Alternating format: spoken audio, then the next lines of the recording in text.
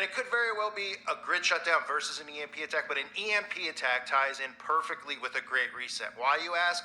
Because the grid will be down for a long time.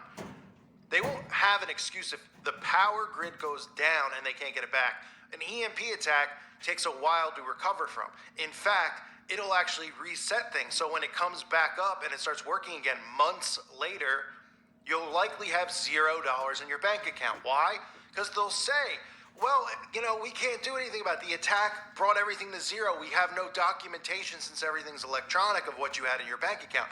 And thus they can roll in a great reset and a universal income. Okay? That's why it's really important to be prepared for this. Now you might say, Carl, tell me how to be prepared. Well, all I can tell you is to research EMP on your own. You can get EMP blockers or Faraday bags.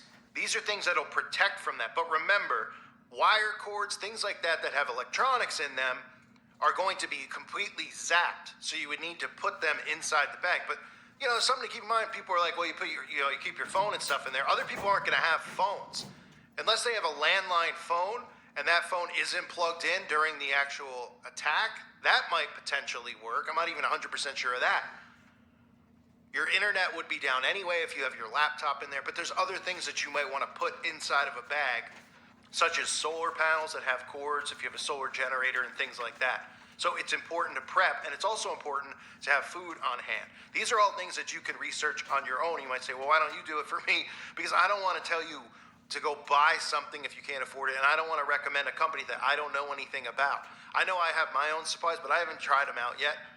I'm not dying. I'm not waking up going, I really want to eat my supply food, right? I mean, you pay for it so that you have it on hand for the event of a type of attack. Now, I don't want anyone out there to panic. I just want you to be prepped.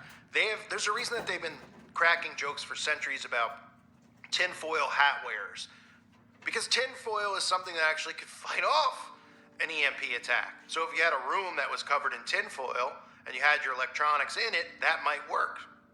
Now, I'm not telling you to wrap your house in it. You might want to wrap some of your electronics in it. I don't know if it'll fully get the job done. Those are things that you have to research on your own.